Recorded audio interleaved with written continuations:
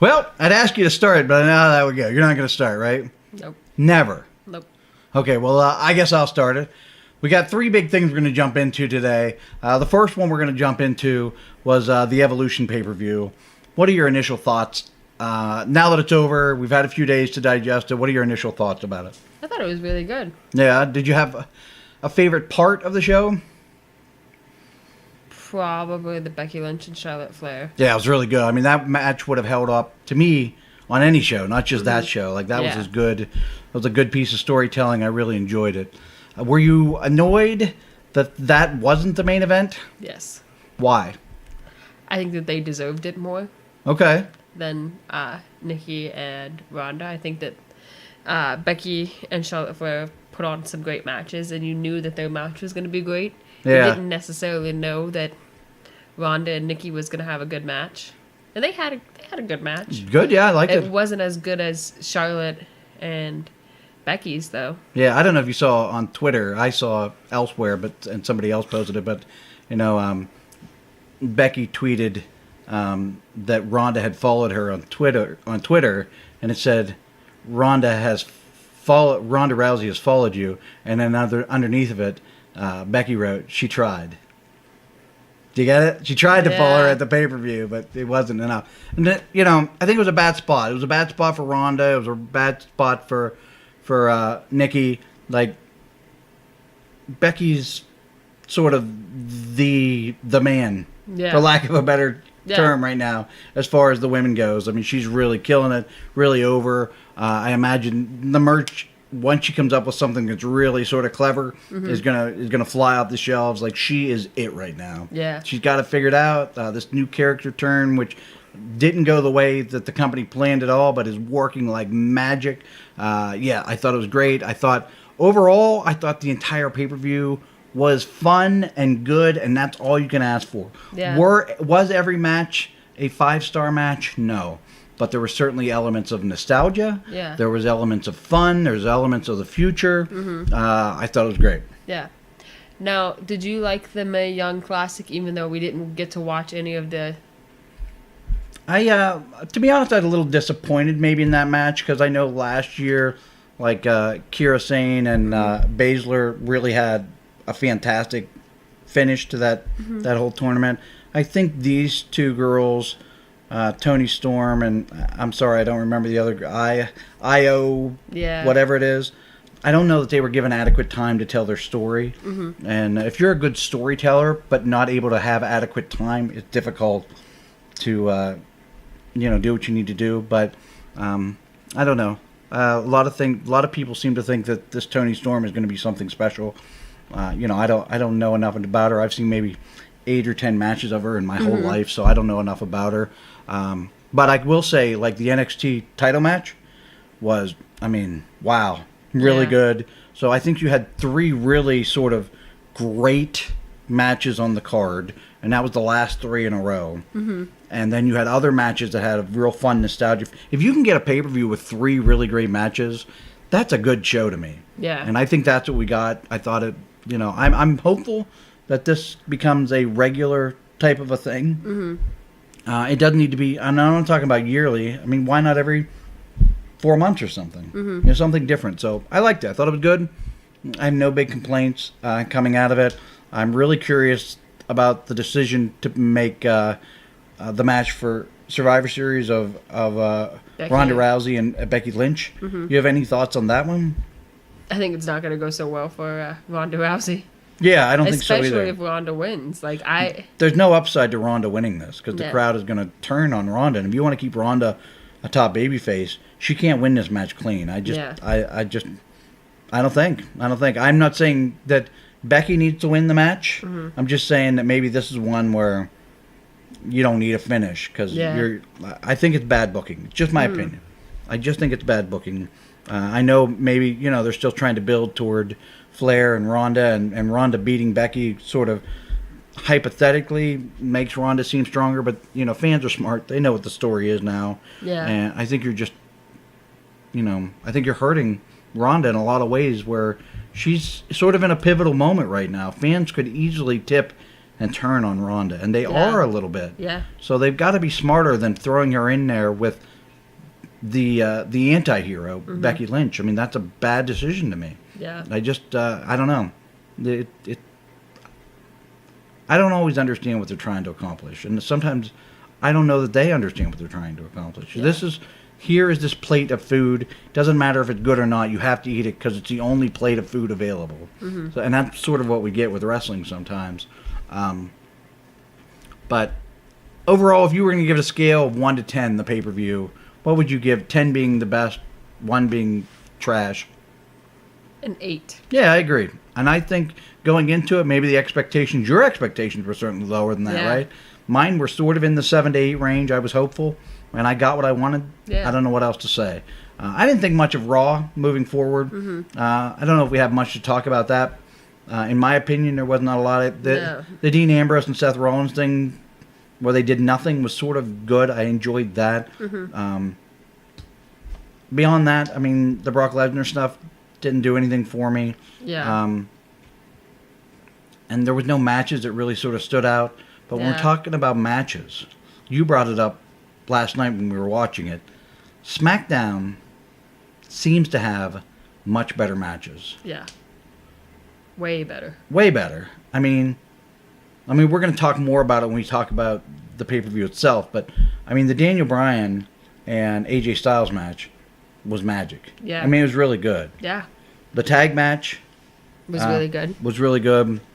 I thought the New Day stuff was really fun. There was one other match that was really good, wasn't it? R-Truth. R-Truth was, I mean, that match was really fun and good. Yeah. So, I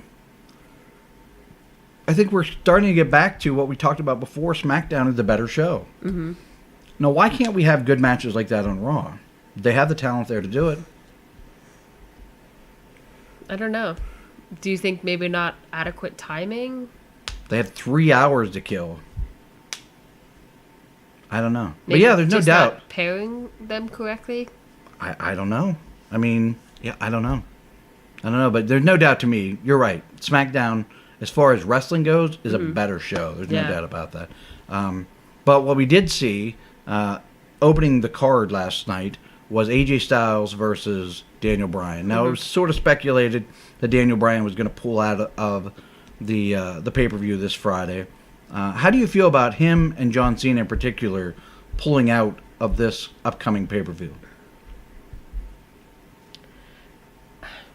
It's hard because you've always taught us, your kids, to work hard and go to work. Regardless of what, go to work, do your thing. I understand why they don't want to go to work because, I mean, it's very controversial to go over to Saudi Arabia right now. So I think it's hard because, like, they should go and do what they were committed to doing. But I also appreciate that they were able to step back and not do this show out of respect to that journalist. Yeah, I think that it's like for John Cena, like he's at the very end here. So it's an easy decision for John Cena because he's on to Hollywood. Right. He's moving forward, which he should. He's in his 40s. I have no problem with him moving forward. So I don't know that it's particularly that brave or commendable. Nothing against John Cena. It's not particularly brave or commendable. For Daniel Bryan, I mean, it's very...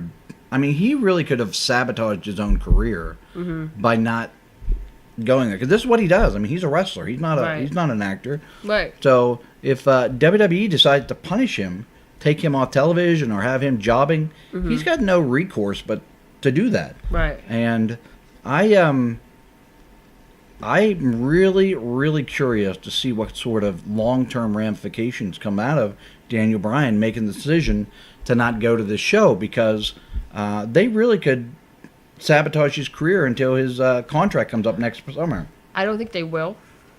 You don't think? I think that they want him to resign when his contract is up.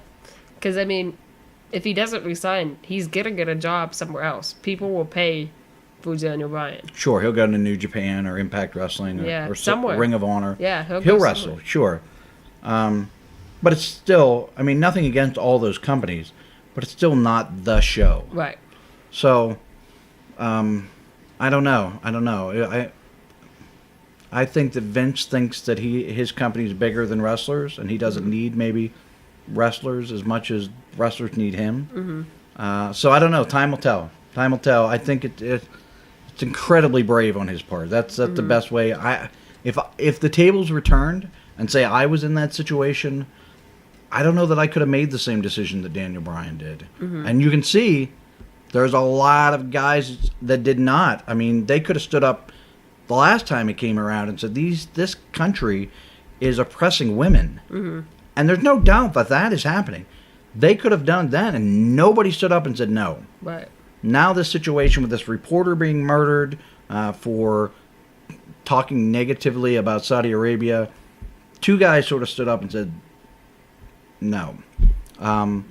So, and yet you still have 15 guys who are still going, and because what do they do? Right. Brock Lesnar could have backed out. He has other things going on. Right. But all these other guys, they're in the same boat as Daniel Bryan, and to not back out, I get it. I don't blame them for not backing out. Yeah. I think what Daniel Bryan did was, take some guts. Yeah. As far as the pay-per-view itself, now we have the tournament, we have the 2 title matches. I don't really know about any of the other matches. Is there anything else going on? Is there a tag match? I don't know. It's not very well hyped up. Oh yeah, the bar and the New Day. They're getting a match again. Yeah. Are you at all excited for this pay-per-view? It'll be fine. I don't really care for what we're speculating as the main event: Triple H and Shawn Michaels versus Undertaker and Kane. Yeah. I nothing. Nah.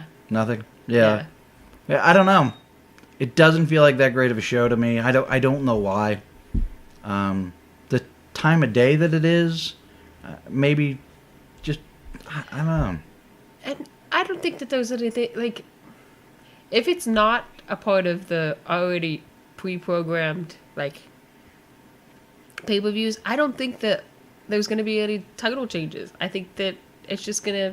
There's going to be somebody crowned a new champion. Braun or Brock. I guess so. You know what's crazy to me, though? They're advertising a tournament, and the winner's the best in the world. What does that make the WWE champion or the SmackDown, the Raw or SmackDown champion? Universal champion? Yeah. Are they not the best in the world? They're behind the guy who has a trophy? I guess. Yeah, I don't know. What about them bringing Renee Young to... I like it. You like it? I think it's brave on her part, because who knows? I mean, that, if you watch the news, you know what kind of how they treat women. So yeah, good for her. I'm happy. I like Renee as an announcer. Renee Young is really good at her job. I agree. And I think a year from now she's going to be tons better. Going back to announcers, you probably got sick of hearing it, but I complained about Michael Cole during Evolution the entire time. He's so terrible at his job. He stuck out like a sore thumb throughout. They couldn't get 3 women together to do this. I mean, let the women... just the 2 women. Yeah, let the women have their moment, man. Why did that bonehead have to be there? It really drug down the show in a negative way for me. Surely Renee Young could have done what Michael Cole did. Call the play by play, as they say. So yeah, I don't know, but so if you were going to predict going into it, Evolution, or you called an 8 for Evolution, what do you think Crown Jewel is going to get on a scale of 1 to 10? Maybe a 6. Maybe a 6. I'm going to go a 4. I think I'm not going to like this pay-per-view at all. It just, I don't know. I don't know. Crowd reaction can make a good show great. And last time the crowd reaction was not good. Yeah. They're there because it's an event, but they don't seem to care about wrestling. Right. I mean, they're there for something to do because there's not a lot going on maybe in their country. I don't know, but right. They didn't seem to care. Evolution's crowd, they were good. The only one they missed the boat on was the 6-man tag. That 6-man tag was magic. I mean, it was really good. I don't know if it was placed in the show in a time slot that was sort of they were sort of getting sleepy or what happened. Yeah. But they were not as hot as they was. But that match was electric. I mean, it was really, really, really good. and they did not get the reaction that it should have. But that's neither here nor there. So, well, I know I covered it. I want to cover. Is there anything else you wanted to cover before we wrapped it up? No. Nothing. No, I think we got All it right. all. Well, we had a good show today. You know what that means. 1 time. No. 2. Sweet. All right. Thanks, guys, for watching. See you next time.